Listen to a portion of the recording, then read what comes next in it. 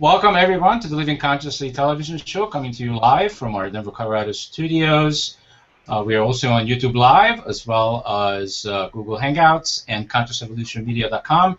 I am your host and moderator, Coach Steve Toad, and our theme today is how to get things done. Really, roll up your sleeves and get things done. And let me introduce to you our guest today. His name is Rick Kolsters, and he is a coach, an author, and a motivational speaker, and he's joining us from Texas. Yeehaw, yeah, Dallas, Texas. Howdy! Where's the hat? Well, without this on, I could fit one, but I got one if you want it. Do you got boots on? I do. Let me see it. Because it's about to get deep. It's about to get deep. Well, Rick's best known by his unique haircut. Yes, it's a very unique haircut, just like yours. Yeah. So let me introduce to you all of our cast members as well. Next to Rick there is Linda, and Linda Dyer. She is joining us from Australia, and she just got back from Africa. Welcome to the show. Thank you very much. You were all lit up and everything.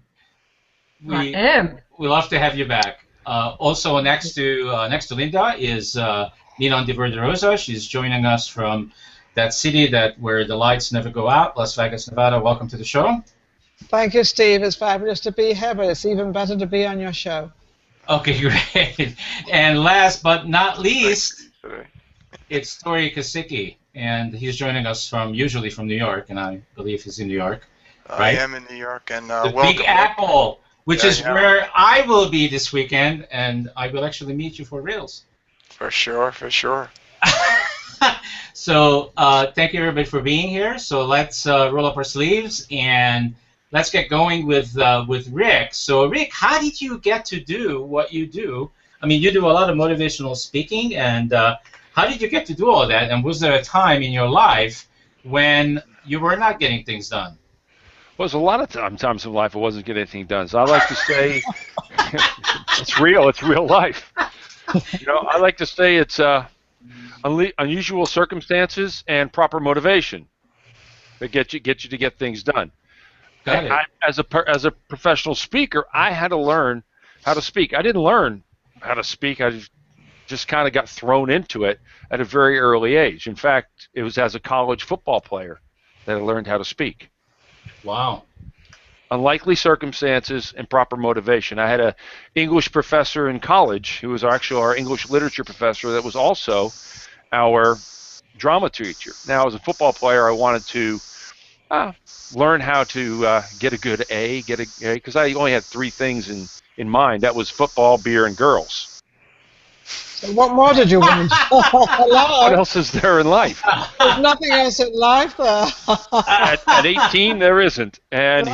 So drama gave me the opportunity to get an A and keep my GPA up so I could play football. But Professor Wells had a different idea for me. He wanted me to be on stage. I said, no, Professor. I'm a stagehand. This body, I'm 6'4", 240 pounds. So I said, this body was built to move things on and off stage. Carry heavy furniture, that kind of thing. Well, let me ask you some key questions real quickly, and everybody will get this really soon. So, key question number one: are your boots always clean? Well, there are two types of boots. There are two types of boots. There are cowboy boots and Western boots. So what's the difference? Well, on cowboy, thank you for the setup. The cowboy boots, the BS is on the outside. Now we know what's on the inside, right? That's right. On the Western boots, well, you can figure the rest out. Yeah, I just did. Very well said. So obviously you're a big guy, and so how does that come across? I'm wondering if Tori, have you seen Rick in action? I have seen Rick in action, and that's why I thought he would be a great guest on her show. And is he kind of intimidating up there? He's got nice boots. Yeah, he does. That is one of my trademarks. My trademark boots when I get on stage, when I talk on the platform, or even when I visit with folks. Suit and boots. It's been my trademark for 15, 20 years now, being in Texas. And do you have a slight heel on these boots? Because I know most of those boots have a slight heel on them, which make you even taller. It makes me about 6'5" and Yeah. change. Yeah. Hey, Rick, you used to call yourself the Bald Truth. Was that part of a book that you were writing, or that was just your mantra? That's actually both. Actually, I speak what I think is, I believe in my mind, is the bald truth. Yeah. And I've become known as the guy who speaks the truth. Some people want to hear it, and some people don't want to hear it. It's also it's the subtitle of my newest book, Roll Up Your Sleeves and Get to Work, which is what I'm all about, is helping people get things done. And it's the bald truth about making things happen. So I use it to, it helps to use what you have sometimes. So, I always believe use what God gave you. Yeah, it makes it easier when you find your gift and you're able to put it out there. It's much easier to present and be. And it is about being genuine. I believe it's being authentic and genuine. And this is who I am. I go on stage in boots and jeans and just like this. And when I speak and I work and I coach with folks, really it's about getting them to the truth of what they need to do to get things done. How do the younger generation like you? How do they perceive you? Because they must love this big guy coming on, this kind of sort of, casual and sort of, with it. It's, it's fun. Young people are so incredibly dynamic, and they've really changed. I've watched it from the old corporate. I used to wear a suit and tie every day. Oh. Going from the corporate to a more casual environment, they really embrace it, and they really want someone to show them the way. They need leadership. And I think we need leadership in our world and in our businesses today. And you look as if you actually present that. You look, being who you are and how you dress and what you do, you look as if when you come on with the demand of this is what it is and this is who it is, and they really like that truthful side of people. They're sick and tired of this, phony business. And you're absolutely right. It's being authentic and being real, and they get that. And when you're not, they get that too. Oh, they know that. They know exactly. We underestimate our younger generation, and then that's, I think, is a great big mistake. Yeah, they pick it up right away. And when you're real to them, they'll listen. And I have a saying. It says, "Make sure you stop speaking before your audience stops listening." Oh, interesting. So I just want to make sure it's sweet and to the point, short, sweet, and to the point. So in your experience, Rick, what do most people come to see you for? Like, I'm not talking about coaching right now. I'm just talking about the motivational speaking. What do they come for? Like what is it that pulls them in to sit down and listen to you, watch you for an hour, 2 hours? Usually hour keynote. Matter of fact, tomorrow morning I've got a keynote with a healthcare company. They're coming in to hear how can they do the 3 things that are going to help them be more effective. Having the right attitude, making a commitment, and getting into action. Those are the 3 components to really making things happen. Waking up with the right attitude. So what do you think is the issue with people's attitudes these days? Because I'm finding a lot of issues. Well, thank you for asking. And what I do is I just move on, because I just don't have time for it anymore. They probably think when you move on, you've got an issue.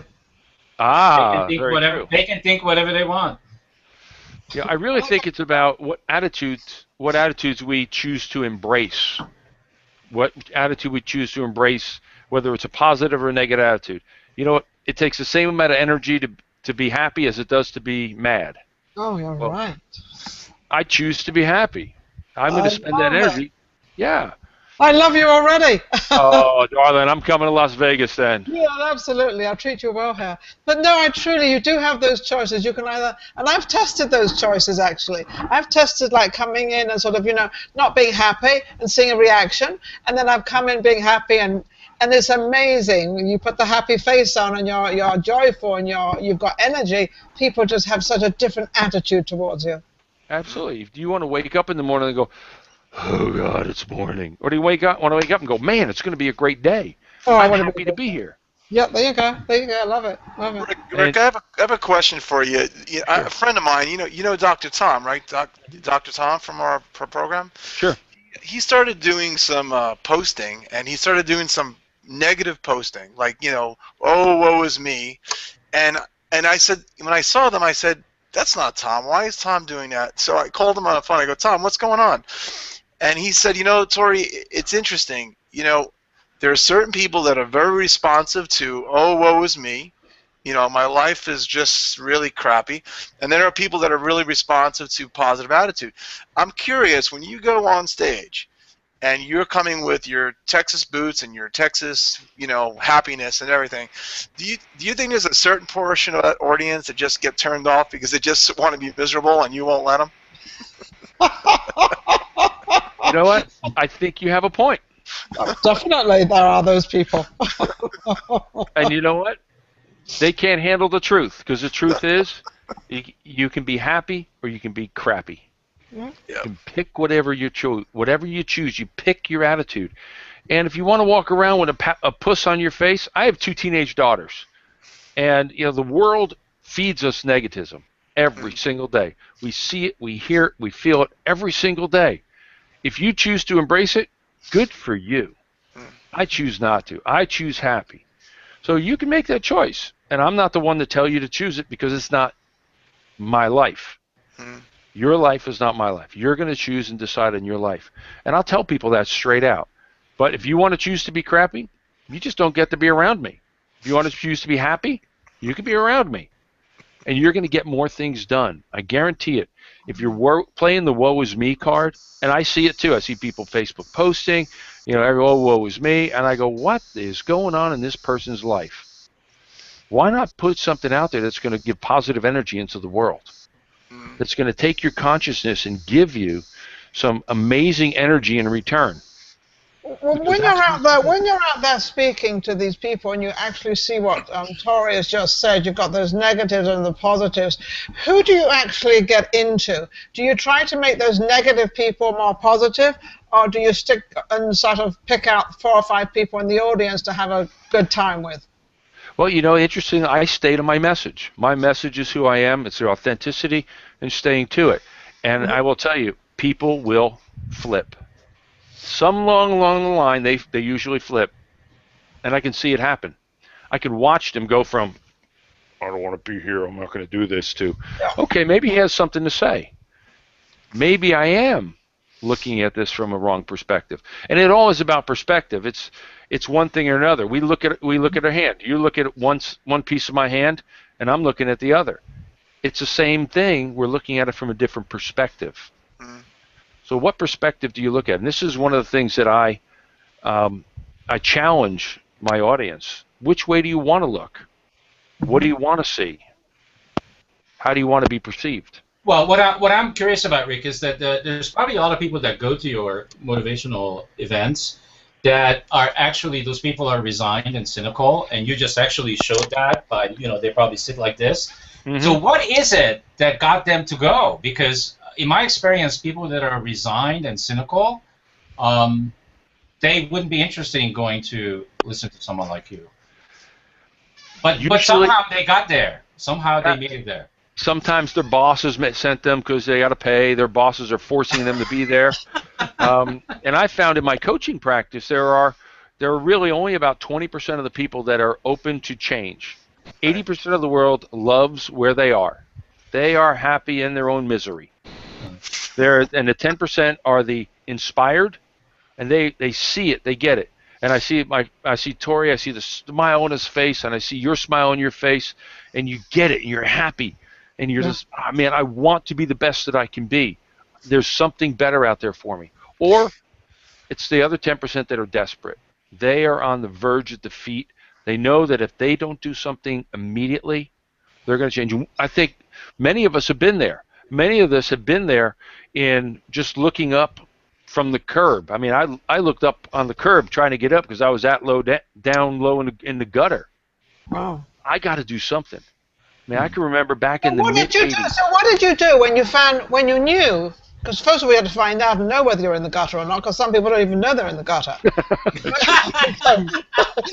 Something like, no, I'm not in the gutter, I just love it down here. You know. I'd say if you look down... What gutter? The gutter you choose.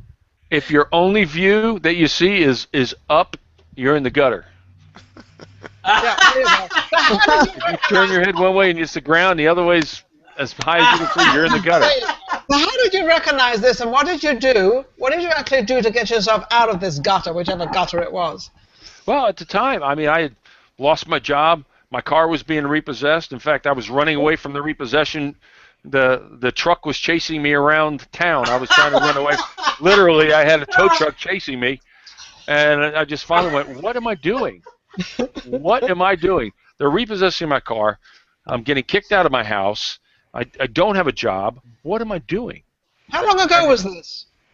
Ma'am? How long ago was all this? 1983. Okay. All right. So almost 30 years ago, 31 years ago. And I had this epiphany sitting there going, what am I doing? Why am I having this guy chase me around town? And I finally I stopped, get out of the car, walked back there. I said, do you want the car? He said, yes. I said, could you at least give me a ride back to my house? He says, okay, give you a ride to your house. And I said, I woke up that next morning knowing I had to do something. So I went out, I made the phone calls, I made the contacts, got a job, paid off my bills, kept my apartment. You really did do something. You really did. It really. Was it because this guy was chasing you, and because you were like trying to get away, and you just knew you couldn't get away, and you had to face it? He had a bigger motor than my little 4-cylinder motor. He had a big 8-cylinder truck chasing me.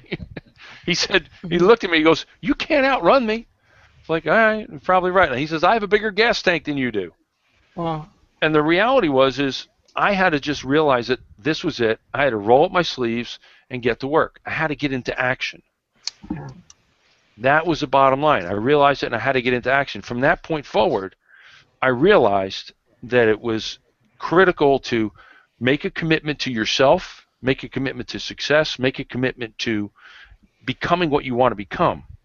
Mm-hmm. And then so maybe Rick, what it was is that you realized that the bold truth is that your results sucked. They did. Yeah. as they was towing my Porsche away. Yeah, there it goes. He's towing away my Porsche, and I'm going, I don't have a car. I got no place. And why is it, Rick, that for a lot of people it takes that kind of, including myself, I'm not exempt, but for a lot of people it takes that kind of a shake-up to make a change? Why is that? We live in a life in a world of complacency. We live where we're fat, dumb, and happy. We just don't know that we don't know. We live in that unconscious incompetence world where we're not sure. I don't know that I'm not having a good time. I don't know that there's something better. But the moment that you recognize it, you have that moment of awakening. And we all have it. A significant emotional event will happen in our lives. And we have that aha moment. That's the moment we all have to look for. Some of us miss it. Matter of fact, many people miss it. Like I said, 80% of the world, in my very scientific study, 80% of the world... Your opinion, Rick, right? Yeah, my scientific study. That's how I'm sticking to my story. Absolutely. And they don't know that they're unhappy. They think this is as good as it gets. Wow. And I'm here to tell anybody and everyone who's watching and listening today, it gets better. It gets as good as you want it to get.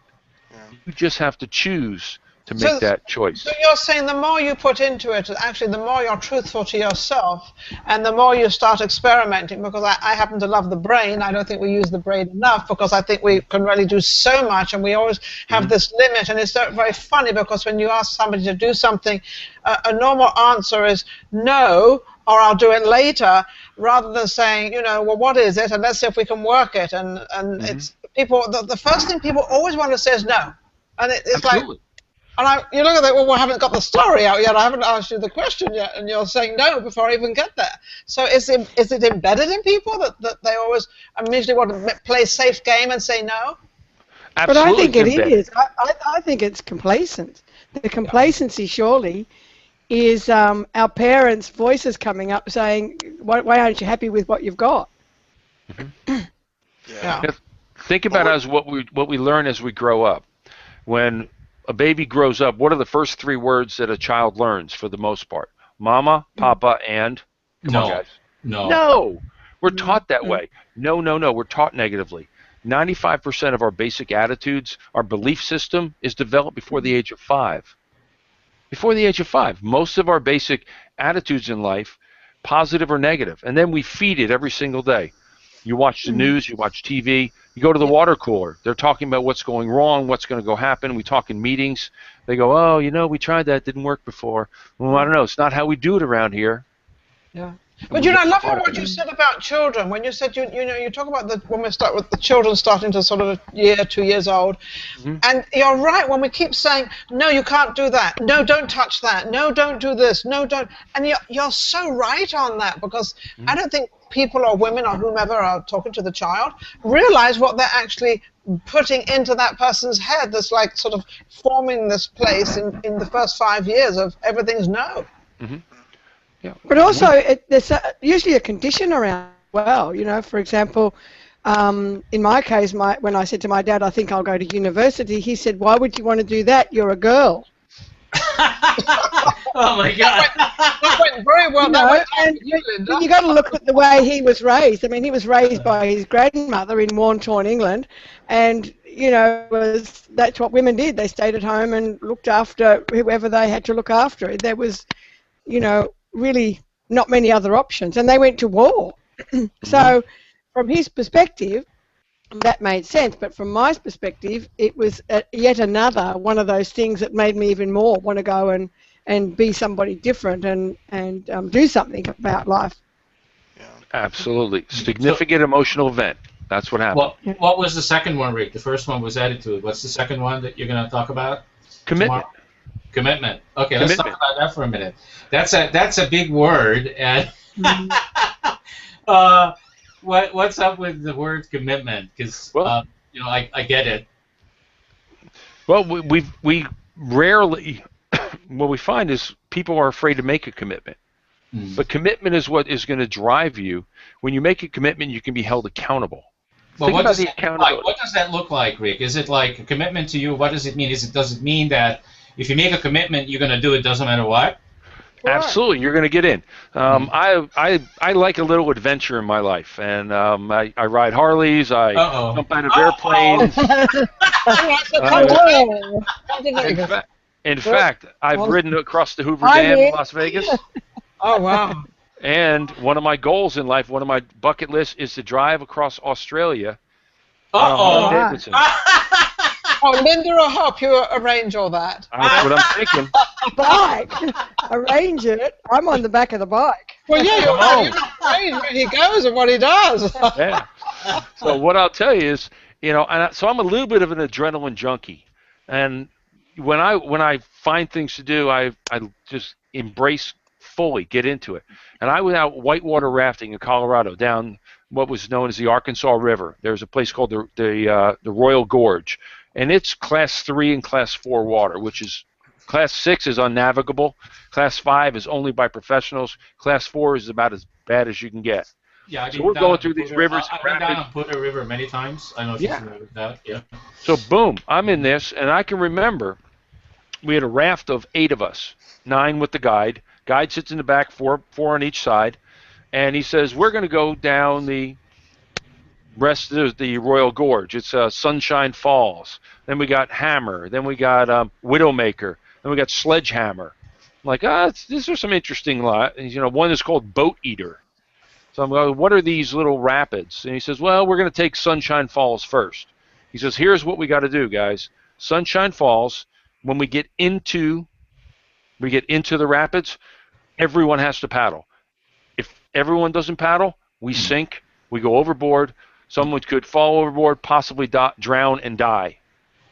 And I'm like, I don't really want to die today. But as I'm going down, I realized this is what commitment was all about. Each one of us had to make a commitment to give our best. And it was paddle, paddle, paddle, paddle. If you've ever done it, when they take you in, it's paddle, paddle, paddle. Mm-hmm. Well, we go into Sunshine Falls, and I'm thinking, Sunshine, that's kind of cool. That's easy, right? Sunshine Falls, you know what? It goes over, and it's a 25-foot drop at 320 cubic feet per second going through there, racing through. We go over the top, and he's screaming, paddle, paddle, paddle. Each one of us had to make a commitment to each one around us, to ourselves and to the men around us, that we were going to paddle or we were going to die. Well, I'm glad you committed to all paddle. Yeah, and you can tell what happened. Obviously, we all paddled. Very good commitment. Have you ever fallen out of one of those things? Because I have. Have you? I haven't. I actually did not. I've jumped out, but I didn't fall out. No, I fell out once. Yeah. We had one kid fall out, which was scary. I haven't been one to fall out, so I don't know if I would want to do that. Doesn't sound too much like a woman's thing, but women today I guess can do things like that. Women can do it. We had women on the trip. Absolutely. You shouldn't have any on our boat, but yeah.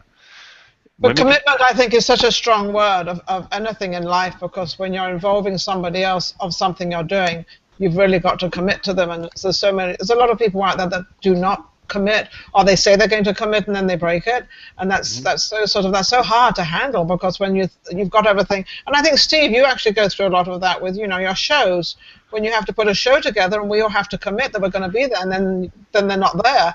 I mean, that sort of hurts what you're doing, right, Steve? Well, it doesn't really hurt. I used to take it that way, but I don't anymore. The way I take it now is if they're not here, they're not supposed to be. And it's okay. Okay. So you're not a strong person with commitment. No, I'm a very strong person with commitment. I mean, I'm going to be here, and I'm going to stand that they're going to be here, but it's just like I can't exercise for somebody. You know, if they want to exercise and get better and they want to lose weight and they want to eat well, I can't do it for them. They have to do it. Rick, I want to ask a question about commitment. It's such a heavy, strong word, and you teach it. When you teach it, what is the strongest point you try to put over to people as to what commitment is? Tell people what you're going to do. Say what you want to accomplish. Put it down, put it in writing, and then tell someone. Make a commitment. Commitment comes down to values, your value system. Are you a person of your word? Are you a person of integrity? Are you a person of commitment? And when I work with folks, and I do work with a lot of folks one-on-one in a coaching environment, we define those core values so that they don't violate those core values. They stay true to those core values. And that's the commitment that we have them make. And even better is an accountability partner. I think one of the strongest things you can do is have an accountability partner, someone you make a commitment to. Say, you know what, Steve, I'm going to be here today, and you get to hold me accountable.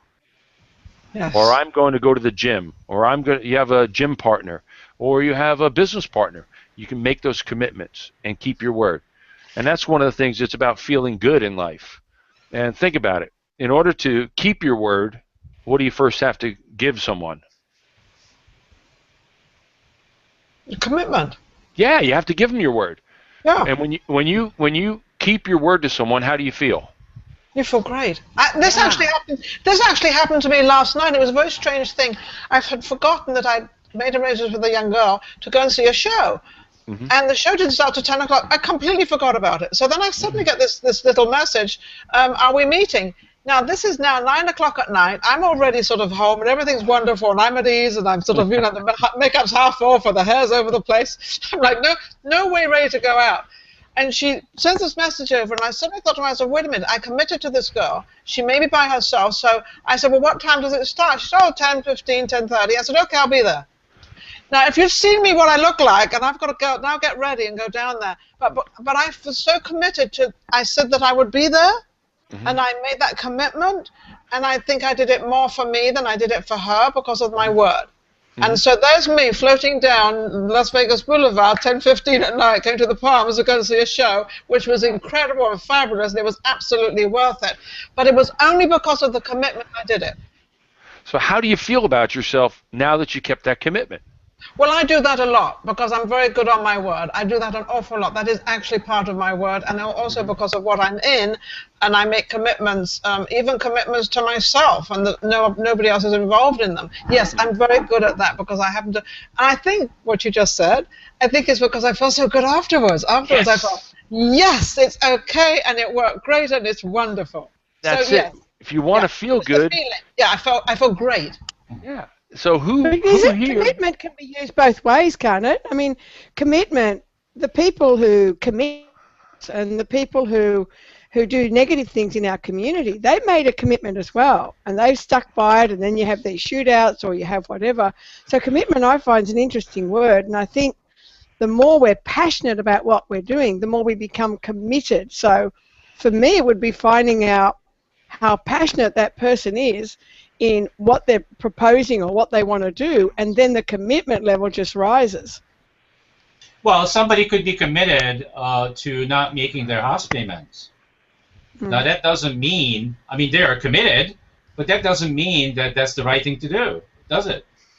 Oh, absolutely not. That's what I'm saying. You actually have not followed through with your commitment, because if you actually signed a loan and you signed a piece of paper to say you're going to pay a monthly payment and you decide not to, then you have not committed to what you have signed to do.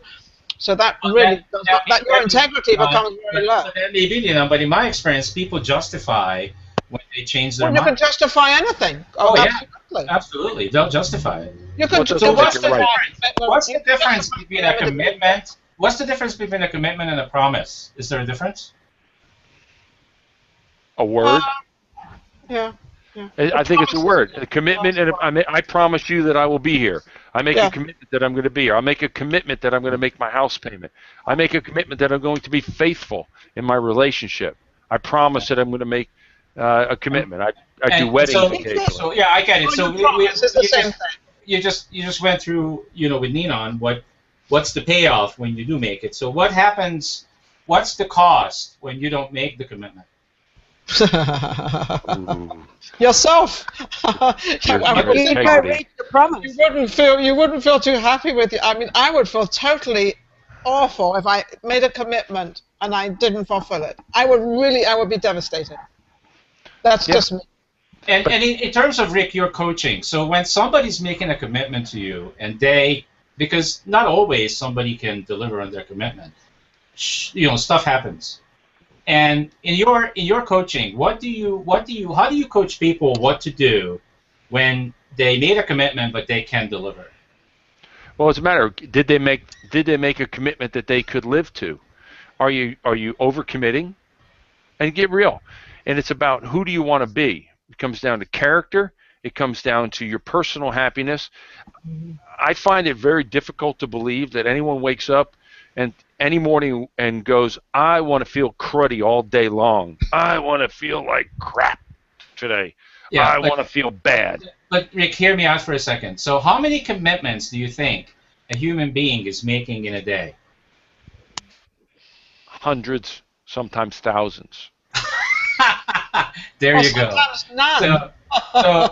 So if we're wondering why some people like Ninon and you, Rick, and me and many others are smiling all the time, and a lot of people that are not smiling, do you think that has something to do with the number of commitments that we make in a day, not just to other people but to ourselves, that we keep them or not? Is that directly related to who we are being? Absolutely. Every commitment we make is to ourselves. We are ultimately making a commitment to ourselves first. Yeah. I made a commitment. I got to make sure Linda is smiling right now.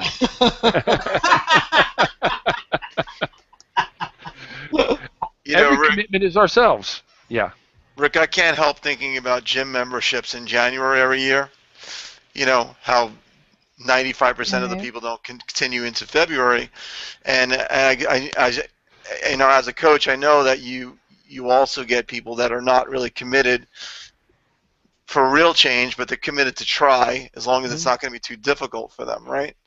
What do you generally do when you have a client, or I think I heard you mention earlier, when you're doing a talk with people that are not really interested in being there, but that boss said, listen, this is what you got to do today. So they're not committed, but yet you have them in front of you. Have you been able to find a way to get leverage on people that are less motivated or less committed to get them to turn around to do the job that you were hired to do, which might have been for their boss, not for them necessarily? Absolutely. It's really working to their consciousness, and how do they want to think of themselves. We all think we're great. We all want to think we're great. We all want to think we're doing great. We all want to think we're doing the right thing. Like I said, I have yet to meet someone who wakes up in the morning and says, "I'm going to do the wrong thing." I truly find it difficult to have that. Hang on for a second. This is just, it's not, the dots are not together for me. So, but if you got somebody that's making 100 commitments a day and only can keep 20, how is that going to make them feel? Well, yeah, it's about making the right commitments. I said 100 a day. It could be a commitment to wake up. It could be a commitment to put on clothes. It could be a commitment to take a shower. It could be a commitment to eat 3 meals a day. Maybe if they want to go one step further, eat 3 healthy meals a day. We all make little commitments, everything. We all make decisions all day long. And a decision is just a commitment to ourselves. I decide that I'm going to be here. I'm going to work all day. I made a commitment to work all day. I made a commitment to answer that phone call. I made a commitment to work on that sale, to work on the speech that I'm giving tomorrow. It's all about those little commitments, tiny little commitments. And I just came back from Africa. Can I give you an example of what I think? It just came up for me that there was this guy in Africa. We went and looked at a lot of stuff, and we were looking for a project. And this guy had been living and working in another village. And his commitment to that village was amazing. He found a sponsor from Australia that gave him money, and they built a bakery in this poor village. And those people in that village started to work that bakery, and now that whole village is self-sufficient. They earn the money from the bread, etc., etc. And within 4 years, he had a soccer team going, he had a school built, he had this bakery happening, and everyone went, wow, how much work has this guy done? He had a commitment to change that village from being a poor village to being self-sustaining. And then all of a sudden, he gets moved because I think the bishop said, I'm going to put you in even a poorer village and see what you can do with that, because you've got a knack of being able to attract sponsorship and making stuff happen. When we found him in this really, really poor village, and everyone told us how poor that village was, that he was down and out. He was like, you know what, all this stuff that I committed to and I made it happen, for what purpose? I got moved out of there and I got moved to another village where I have to start again. So then it just happened to be the day that we came along and checked out, and he was almost in tears because the people cried when he left and etc. And he said, "Our plans for this village. You're here now. What are your plans?" And he said, well, I think what we need to do is be self-sustaining. He said, let's plant some bananas over there. I can see that, we can dig up some land there and put some beans in. And then here there's enough room maybe to put some chooks, pigs down the track. And then we can eat them, but we can also sell them. We can sell the eggs, have the meat. And I went, you know what, this man's amazing. And I looked at my friend. We'd taken some money over that we collected. I looked at my friend, we both just nodded, and I went, this is the man we're going to sponsor. And we gave him, and this is no word of a lie, we gave him $200. And within 24 hours, he had completely concreted the floor of an old building that they'd only put together with bricks, and there was nothing else, no floor, no nothing. He concreted the whole floor so that community could come together. 24 hours. He showed us pictures of it. He went and bought the cement. The community came with buckets of water. There's no running taps there. Mm-hmm. And they built a floor, and I went, oh my gosh, this is amazing. Then we gave him $100, and we said, show us what you're going to do with $500. He said, I'm going to build a chook house. I can build a chook house for that. He bought the bricks in 24 hours, and then he said, I'm going to have 700 chooks. And then we took him to the shops. And we started creating a deal for him with the shopkeeper where he could sell the eggs. But this guy's committed. That's an amazing story, because you're talking about something that is really committed from something that he really had no idea of how it's going to work and what's going to happen. But he committed to himself on something that he had in his head that he felt that he could try to do. And then other people also came along, like yourself and your friends. You also came along and felt committed as to what you wanted to do, so therefore you realized that you could help this guy. So between all of you being that committed, this is what you all created. And we found that there were other villages that had a little bit of sponsorship, but this guy had a commitment to the village, and it wasn't about it was never about taking money and dumping it. It was about taking some money that we'd collected from beautiful, generous people here and seeing if we can get a village to the point where they're committed to change. They had to commit for themselves, you know. It wasn't a handout. But then you also fulfilled your commitment, because you also took this money and decided to do what you had no idea what you were going to do with it or who you were going to give it to and everything else. But you suddenly saw the opportunity, so you're now fulfilling and feeling really good. So now you really feel good because your commitment was fulfilled in a very beautiful way. Right. His commitment is filled because of you. Mm-hmm. So Rick, is this how it works? It's proper motivation. The motivation to feel good about what you're doing. And it sounds like he had a commitment to help. He had a commitment and set an objective to get this village self-sustaining. Now, I understand he was a little depressed. He was a little bummed out when he got moved. But the reality is he saw the opportunity and he was motivated to get this village self-sustaining. And the little bit of money that you gave him, which was big money for him, yeah, that's right, huge for him. I mean, a couple $100 for here, that's a good dinner. That's a good, healthy dinner out with a nice bottle of wine. Maybe. To him, that was that was a home for him. And he saw that and used that, using his own personal motivation of wanting to be self-sustaining. Unlikely circumstances. The other thing that I saw, Rick, was that he took action. It's not just a commitment, but his commitment was demonstrated by instant action.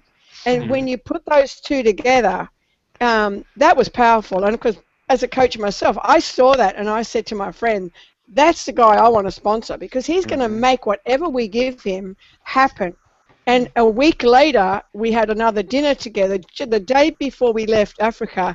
And I said, here's the rest of our money. I don't want to give it to any other project. We're going to just commit to you and your village, which is massive. It's like a town, or a local government. And he's committed. But it was just this ability to make a commitment and act on it every day on behalf of all the people. And the people came together to make it happen. Mm-hmm. And it's funny because remember you were asking earlier, I think Steve was asking earlier about a word called promise. Mm-hmm. So when you gave him the money, the word promise comes in because he's promised that he will. Yeah. Oops. Yeah, I believe the promise that he made was that he was going to use it properly. He was going to use that money properly and effectively. And it comes down to it. And Linda, I love you because you set me up perfectly, because the third step of getting things done is action. It's really about action. You can have the right attitude, you can make a commitment, but if you never get that concrete, go down to the shopkeeper, galvanize your people, nothing will ever happen. It's really about taking action and really getting into action to make things happen. That's really what it's about. And really, action is simply establishing some goals. It sounded like he set a goal for this particular village to be self-sustaining. His goal was to leave this village self-sustaining. Sure, he realized he probably wouldn't be there the rest of his life. So he set a goal. That's the key to getting into action, is setting goals for yourself, is getting everyone to set goals. And the reason we don't get into action is, procrastination. We procrastinate, we put off, I'll do it later, whatever it is. In fact, procrastination is really the largest nation in the world. We all live in it. But I think if your goal's not big enough, it's easy to procrastinate. So I think, getting back to a goal that's really worth getting your teeth stuck into and challenging the client, challenging the people out there to say, how big is your goal? How passionate are you about going and doing what you're doing? Because the more passionate you are about it, the more you're going to wake up in the morning and go for it, and the action comes.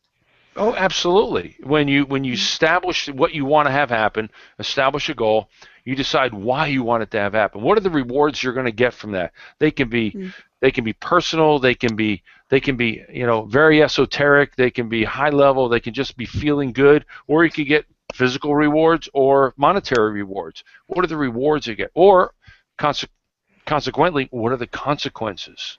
on the other side? What are the consequences of not losing that 25 pounds or that 50 pounds? I have a friend, she lost 180 pounds. She was 350 pounds. 5'7" woman, 350 pounds. Unhealthy, incredibly unhealthy. She lost 165 pounds. She lost a person because she recognized there was a reason there that if she didn't, she wasn't going to live much longer. So now she's healthy, she works out, she made a commitment, she saw the rewards, she knew what the consequences were, and she established a goal for herself. And any of that, you use that same methodology for anything, whether it's leaving a village self-sustaining or losing 160 pounds. It's all about knowing what your reasoning behind what you're doing. What is it? What do you want? What do you want to have happen? And that's when I work with clients, or I even talk to audience members, is what do you want from life? Make a decision. Make a commitment to what you want, and then put yourself into action. So Rick, I just speaking for myself, I'm a very visual person. No wonder I'm passionate about television. But every time I have a goal and I want to achieve something, I can see it before I actually manifest it. Mm-hmm. It's like I can see it clearly, down to the minute detail of what it's going to be, what it's going to look like, and how it's going to feel. Do you get feedback from people that a lot of people are also visual that way? Visualization is one of the most powerful entities in the world. We can see it. And I'll actually have clients sometimes close their eyes and see where they want to go. They see, hear, and feel exactly where they want to be. And Tori, you know this. We get folks to do stuff using things like NLP. We want clients to move. How do you see, feel, hear, smell, where you want to be? Use that. And then I have them write it down. Literally write it down. And whether it's physically writing it out in the process that I teach, or coming up with a vision board where they go into magazines and cut pictures out of the new car that they want, or the dress that they think they're going to look great in, or those new sneakers they want, or that new radio that they want, whatever it is, that vacation place they want to go to, and really visualize that, because the mind, when it sees something, it makes it real. The mind doesn't know what's real and what's not real. It really doesn't. It attests to the thing is, for us men, when we hear a bump in the night, in the middle of the night, we get up in the middle of the night with our baseball bat and our boxer shorts going, who's breaking in? Right? Rick, that reminds me of a story many years ago. Speak for yourself, Rick. I had a teenage daughter screaming in the middle of the night when the alarm was going off that somebody was in the house, and I woke up out of a dead sleep. So I had no reason not to believe that somebody was in the house. So I had just gotten back from Fiji, and I had what they called a neck breaker. So I grabbed the neck breaker, and I'm running down the stairs cautiously, and the garage door is open. The internal garage door, but the exterior door is closed. So apparently it was just a wind. But in my mind, I had an illusion based on my daughter screaming, "Somebody's in the house." Now I am stalking the woods, looking for whatever. Because, like you said, Rick, the mind creates something more real than than reality. And I really like what you said about visualization before, because especially I use the metaphor of whitewater rafting, because when you went over that Sunshine Falls, how long did it take you to get from the top to the bottom? Seconds. Seconds, right? Seconds. But through visualization, you can spend a minute, you can back it up, you can go forward, you can freeze frame it, you can feel the cold water, you can hear the screams, you can actually hear what people said to you in the moment, and make that the reality of that experience far greater than you could ever in your real life. Absolutely. That's the power of visualization. And when the mind really doesn't know what's real and what isn't real, and like when you experience that, the alarm went off and you grabbed the neck breaker and you're running down, think about your physiology. What was your adrenaline like? What was your heart rate like? What was your breathing rate like? It was through the roof. You're as if someone was really there. You had that neck breaker and you're going to go down and you're going to get them. But the reality was your brain was telling you something was real when, in fact, there was nothing real there. Absolutely. So it's really, the brain is the most powerful tool. And Steve, when you talk about how do you get people to do things, get them to visualize and then want to do it, because you can see that happening. And when you can see it happening, it becomes real. And whatever you tell yourself is real, frankly, is real to you. And that's the way we work that's with clients. because that to do with our symbolic, because the subconscious mind needs a symbol, and that's why visualizing brings that symbol to the subconscious mind. So for this guy in this village, he had a symbol. He had a picture of some pigs running around. He had a picture of those chickens. He had a picture of selling the eggs. He had a picture of a village being sustainable. And now, you know, we've given him a picture of a high school. We're going to build him a high school, and he's so excited. Those little kids in that village walk 7 miles to the nearest school, and then they fall asleep in the classroom. So we said to him, you clear the land, we'll give you enough money to build the school, but you've got to build it. We're not building it for you. And we've got to visualize that and then give that picture or that symbol to people over here in Australia, and then attract the money, and it's not that much. And be able to give that back to him and say, all right, you show me the plan, show me what you're going to create, and then so you create the symbol, and we'll give you the funds to go and create and help that symbol be created. That's very exciting. Yeah, it's awesome. So these 3 things: this attitude, commitment, and action. It almost looks like to me, not almost, it does look like to me, it's a 3-legged stool. And if any of these legs are missing, you're falling. That's right. Yeah, or you're teeter-tottering on a very, very slippery slope. Yeah. And you know, I notice a lot of people just really have a lot of times just an attitude, meaning they mean well, but they never get to commitment or action. Yeah. And again, it's when we talk about attitude, it's really about a belief system. What's your belief system that you want? What do you want from life? What do you want to do? How are you going to embrace what happens to you? Life is 10% what happens to you and 90% of how you deal with it. Live life at 90%. You can't control the 10% of what happens to you. Rick, That's do you just have stuff happening. When you're working with your clients, do you have a methodology to try to change or move somebody's belief system in order to get them to a place where they can move forward in their life? There's a lot of ways, and as you're familiar with NLP, we use NLP occasionally. If I'm in person, we use EFT, emotional freedom techniques, tapping, and then a lot of it is a visualization and just getting the client to call it get your way, and through proper questioning, through questioning techniques, using the skill sets, the coaching skill sets that I've learned over the years, I'm able to allow a client to come to a realization, to come to an aha moment that this is where they need to be or what they need to be doing for them. I'm not here to tell anyone how to live their life. I can only help them recognize what it is that's important to them. And when they do, that's the life changer.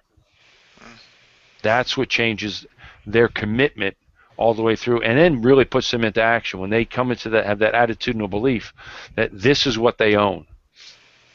They embrace all of that, and there's so many different ways to do it, and it's really about the client or about the person embracing what they want to have happen in their lives.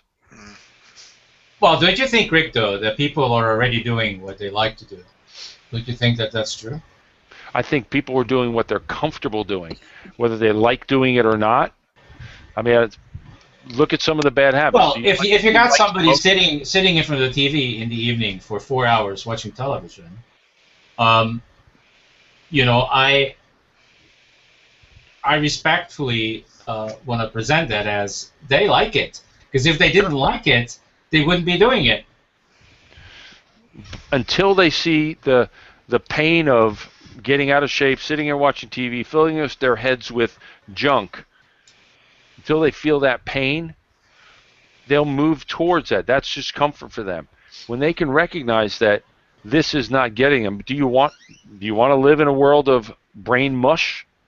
Well, but don't you think, Rick, that the underlining what word I want to use. Like the bottom line here is for people to recognize who they really are. If they don't know who they really are, then they're just going to be floating in life for a while. And you're right, and that's the bald truth. It's, as you say, living consciously. Are you living consciously or unconsciously? And truly, I think a huge part of our population lives unconsciously. They're unconsciously incompetent. They don't know what they don't know, and they don't care. It's sad, but true. Our job is to bring that to the surface and bring that to light so that they can be conscious about what they're doing. Would you say that people struggle with identity issues, actually knowing who they are? Sure. That's part of it. Recognizing who they are or who they want to be in their lives. What effect do they want to be? That's what put me into personal development. Was I sat and I read a book called The Greatest Salesman in the World. That was the one by Og Mandino. That put me on a path of personal development, which was amazing for me. And I said, I want to be someone that makes a difference in other people's lives. When I meet someone, I want to make a difference in their lives. That changed me dramatically. I was able to get myself out of the gutter, out of a tow truck chasing me around Houston in the middle of the night in a rainstorm. To now, what do I do to give back now that I've recognized it? So that's where the identity comes in. I think you're right, Tori. Yeah. Got a question, Rick. When the tow truck was chasing you around, was there? It's a serious question. Was there a sense of comfort in that because you were used to that at that point in your life, which kept you from motivating yourself or moving out of that space in your life at that time?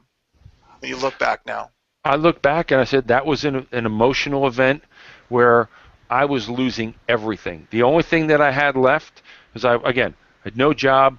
My apartment I was getting thrown out of my apartment, and I basically had everything I owned in my car. So that was my sanctuary, and that was going to be gone. What do I do now? And I thank God for the kindness of that driver who said, yes, I will take you to your home, which was a friend's house where I was crashing. And I got to unload all my stuff. I said, let me just take my stuff out of the car, please. Heck, you can tow it if you'll drive me there. I mean, I don't want to do anything wrong. At that point, it was a flip in my life. Yeah, that was transformational. Yeah, I think what I'm recognizing there is that you got to a place where you were able to let go. Because I think what we do so many times is just we hang on with our nails to whatever it is that we're hanging on to. And there's a beautiful moment when you can just say, okay, I can let that go. Because beautiful things will open, I feel, from my own personal life when I was able to let go. Absolutely. I mean, and that transformational moment for me, and I'll tell you and here's the rest of the story. The rest of the story is I made some phone calls, and a week later, I had a job making 3 times what I had been making. A friend of mine had been asking me to come work for him. I was going, no, I don't want to. I don't want to go that far. Until now I had to. I made 3 times the amount of money that I was making. I paid off all my bills. I got a new car. I bought a new motorcycle within 3 months. And I actually met so many new friends that are still friends to this day. In fact, one of them, we reconnected after 30 years. His son and my daughter are going to school together, and we reconnected about 3 months ago when we went down for a parents' weekend. That's the kind of thing. And awesome. I got to meet amazing, amazing people because I made a choice to change my life. So, Rick, a lot of people would describe what you're talking about as hitting bottom, but what resonates with me is the word surrender. Is based on what Steve said as well. It's like letting go. That's making a decision to look. I'm done. I'm done fighting, and I'm just going to allow for whatever is about to happen.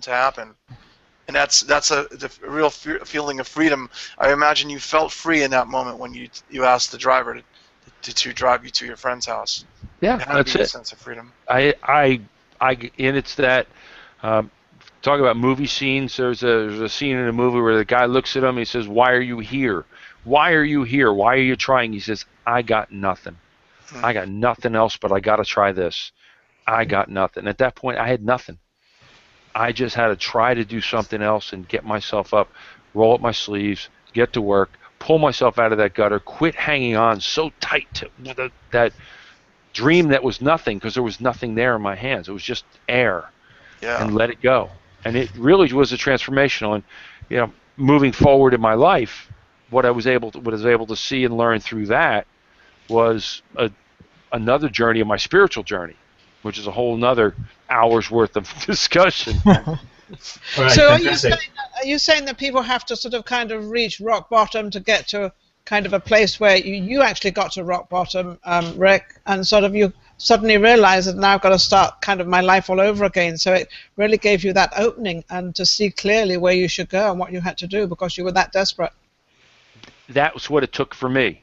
Yes, not for everyone. My ego, my pride. Not everyone has to be sitting rock in the bottom. gutter. Yeah. And everyone's rock bottom is going to be different. Only Much special different. people like you and I need to do that. Yeah, we crash and burn. All right, so that just reminded me too that our contest hour is over.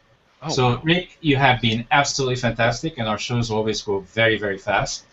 And I just want to invite everybody that's been watching and also that are going to be watching the replay that if anything that we said here, and Rick certainly has said a lot of things, and so did all of our cast members, if we said something that touched, moved, and inspired you, that you go to ConsciousEvolutionMedia.com and engage with us.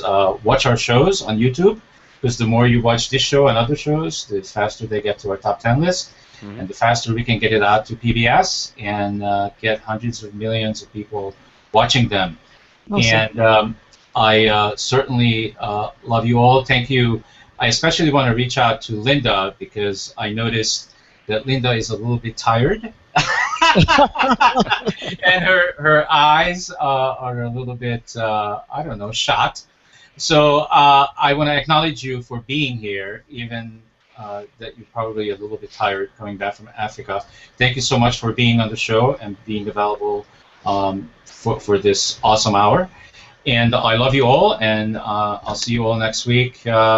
Same time, same place, Living Consciously TV. Thank you, Rick. It was great. Thank you, Steve. Thanks, I Rick. enjoyed it. Thank you, Thanks, everybody. guys. Right. Take care. Right. Thank you. Take care. Bye-bye.